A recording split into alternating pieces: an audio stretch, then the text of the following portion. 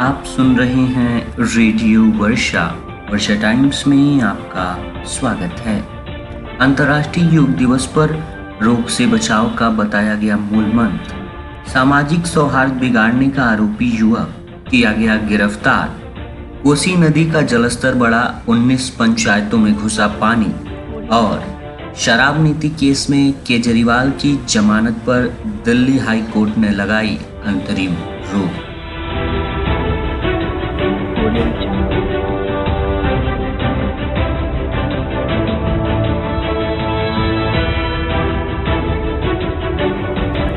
वर्षा times के साथ मैं नवनीत। वर्षा टाइम्स विस्तार से। मांझागढ़ संवाददाता सुदेश श्रीवास्तव के अनुसार शुक्रवार को अंतर्राष्ट्रीय योग दिवस पर प्रखंड अंतर्गत सरकारी विद्यालयों में छात्र छात्राओं को योगाभ्यास कराया गया। नवसृजित प्राथमिक विद्यालय कर्णपुरा अहिजडोली 10 में अंतर्राष्ट्रीय योग दिवस के अवसर पर आयोजित योग शिविर में विद्यालय के छात्र छात्राओं ने अपने शिक्षकों के साथ योगाभ्यास किया। इस कार्यक्रम का आयोजन बच्चों को योग के प्रति जागरूक करने के उद्देश्य से किया गया। विद्यालय के प्रधानाध्यापक लोकेश कुमार ने बताया कि योग एक प्रकार की ऐसी ऊर्जा है जिसको अपनाने से आप पूरी उम्र सेहतमंद और बीमारियों से बचे रहते हैं। योग करने से हमारा शरीर तंदुरुस्त रहता है। योग का अभ्यास करने से आप एक तेज इंसान, एक अच्छा दिल और तंदुरुस्त शरीर के साथ एक बेहतर इंसान बन सकते हैं, जिसमें योग आपकी मदद कर सकता है। योग अपने अद्भुत स्वास्थ्य लाभ के लिए जाना जाता है। योग शरीर को रोग मुक्त ही नहीं बल्कि मानसिक एवं बौद्धिक स्तर पर मानव को सशक्त, शांत और ओजस्वी बनाता है। कार्यक्रम की शुरुआत ओम व गायत्री मंत्र के उच्चारण के साथ हुई। इसके बाद योग शिक्षक विनोद कुमार मांझी ने बच्चों को विभिन्न आसन व प्राणायामों के बारे में व उनसे होने वाले लाभ के बारे में बताया। विद्यालय में नवनियुक्त शिक्षिका श्रुति साक्षी गुप्ता ने भी बच्चों को योग के बारे में विस्तार से बताया तथा योग से होने वाले शारीरिक, मानसिक एवं आत्मिक फायदों को गिनाया। अंत में शिक्षक नागेंद्र प्रसाद ने सभी देशवासियों को अच्छे स्वास्थ्य की मनोकामना के साथ अंतर्राष्ट्रीय योग दिवस 2024 की हार्दिक शुभकामनाएं प्रेषित की। इस प्रकार मांझागढ़ प्रखंड के विभिन्न विद्यालयों में शिक्षकों के द्वारा छात्र छात्राओं को योगाभ्यास कराया गया। इसके साथ ही जिला एवं सत्र न्यायाधीश राकेश मालवी के निर्देश पर शनिवार को अंतर्राष्ट्रीय योग दिवस के अवसर पर सिविल कोर्ट गोपालगंज में नए भवन के भूतल पर पतंजलि योग समिति के प्रशिक्षित प्रशिक्षकों की देखरेख में योग कार्यक्रम का आयोजन किया गया। इसमें व्यवहार न्यायालय के न्यायिक पदाधिकारी और कर्मचारी, जिला विधिक संघ के अधिवक्ता, PLV आदि शामिल हुए।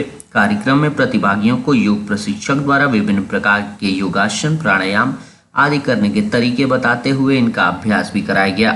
साथ ही इसके विभिन्न लाभों के बारे में भी बताया गया। कार्यक्रम में प्रधान न्यायाधीश धीरेन्द्र बहादुर सिंह, ADJ सतीश कुमार देव, प्रमण कुमार ओझा, आशुतोष कुमार, योगेश कुमार गोयल, संजीव कुमार पांडे, दिलीप कुमार सिंह, शैलेंद्र कुमार शर्मा, राकेश कुमार, दीपक सिंह वर्मा, रवि रंजन मिश्र, कुमार सुधांशु, मानवेंद्र मिश्र सहित अन्य उपस्थित रहे।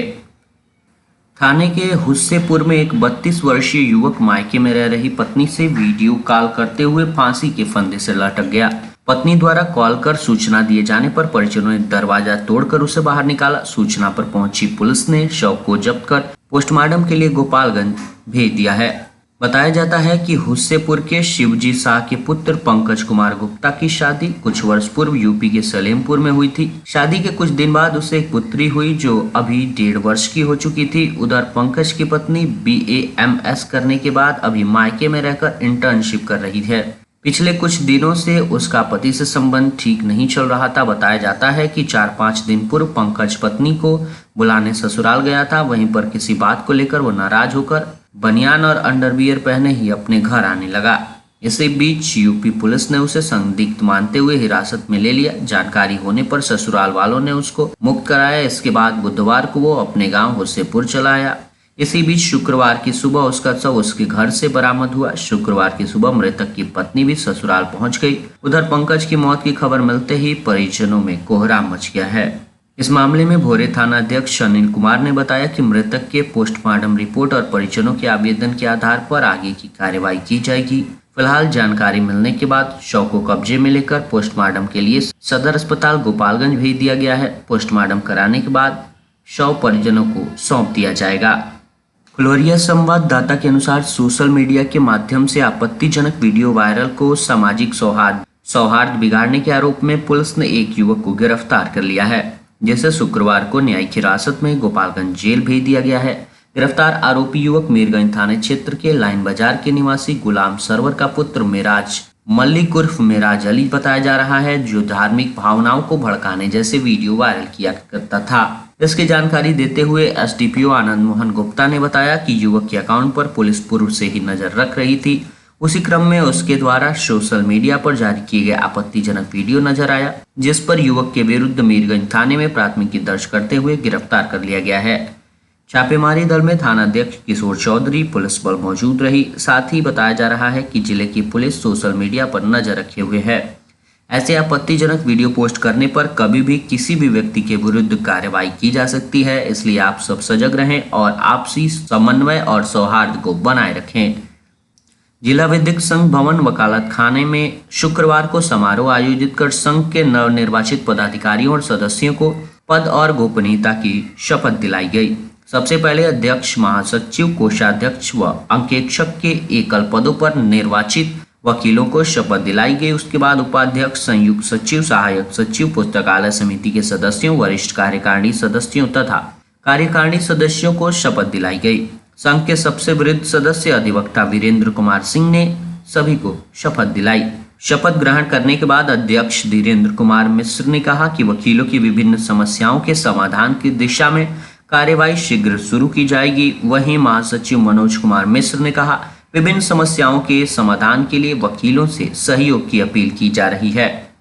सुपौला के कोसी तटबंध के 5 प्रखंडों के 29 पंचायतों में बाढ़ का पानी घुस गया है, जिससे इलाके में रहने वाले किसानों की फसल तबाह और बर्बाद हुई और अब बाढ़ का पानी दरवाजे तक पहुंच गया, जिससे लोगों की मुश्किलें और बढ़ गई हैं। दरअसल कोसी बराज से इस साल सबसे अधिक पानी डिस्चार्ज किया गया है। गुरुवार की रात 8 बजे कोसी नदी का जलस्तर 2,39,515 क्यूसेक रिकॉर्ड दर्ज किया गया, जिस जलस्तर के बढ़ने के 12 घंटे बाद सुपौला जिले के पूर्वी और पश्चिमी तटबंध के 5 प्रखंड के 29 पंचायत में रहने वाले लोगों के घर तक बाढ़ का पानी फैल गया है, जिसमें 16 पंचायतें पूर्ण रूप से और 13 पंचायतें आंशिक रूप से प्रभावित हैं। बैरिया पंचायत के मुंगरार निवासी सुरेश शाह ने बताया कि कोसी नदी का जलस्तर बढ़ने से मूंग की फसल बर्बाद हो गई, वहीं लोगों के घर तक पानी पहुंच गया है, जबकि शुक्रवार को नदी के जलस्तर में उतार चढ़ाव जारी है। आपदा प्रभारी पदाधिकारी सामंत कुमार ने कहा कि बाढ़ को लेकर जिला प्रशासन पूरी तरह से तैयार और सजग है। शुक्रवार की सुबह से ही कोसी नदी में कमी देखी जा रही है।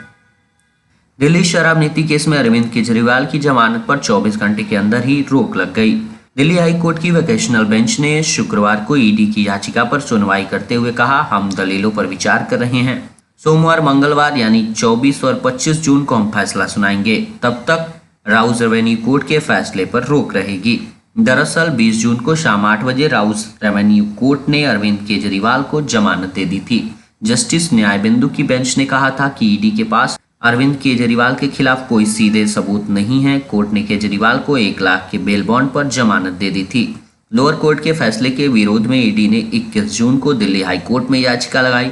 जस्टिस सुरेंद्र और जस्टिस रविंद्र डुडेजा की बेंच में ईडी के वकील SV राजू ने कहा, लोअर कोर्ट का फैसला सही नहीं है, हमें दलील रखने का पूरा समय नहीं मिला।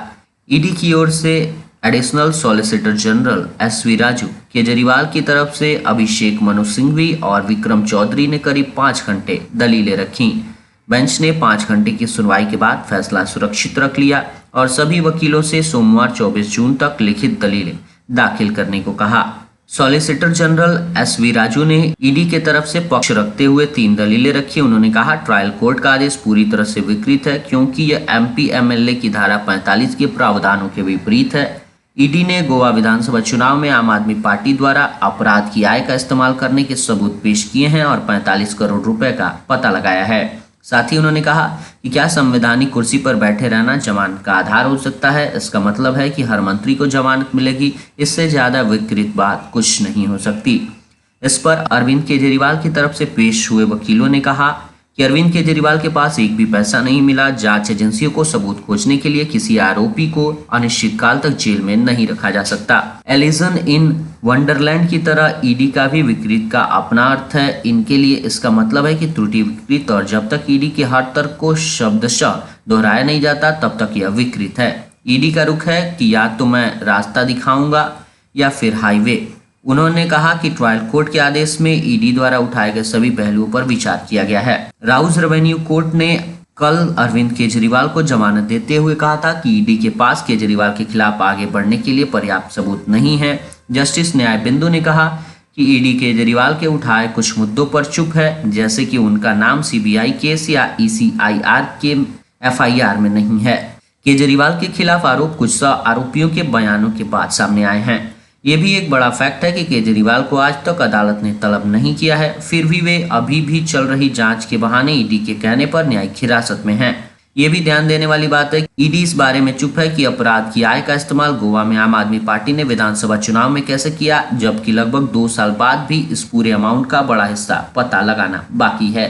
इसकी भी संभावना है कि केजरीवाल के कुछ परिचित लोग किसी अपराध में शामिल हों या अपराध में शामिल किसी तीसरे व्यक्ति को जमानत हो, लेकिन ईडी अपराध की आय के संबंध में इसके खिलाफ कोई हाजिर सबूत नहीं दे सकी है। और अंत में सुर्खियां एक बार फिर। अंतर्राष्ट्रीय योग दिवस पर रोग से बचाव का बताया गया मूल मंत्र। सामाजिक सौहार्द बिगाड़ने का आरोपी युवक किया गया गिरफ्तार। कोसी नदी का जलस्तर बढ़ा, 29 पंचायतों में घुसा पानी। और शराब नीति केस में केजरीवाल की जमानत पर दिल्ली हाई कोर्ट ने लगाई अंतरिम रोक। वर्षा टाइम्स का ये अंक यहीं समाप्त हुआ। नमस्कार।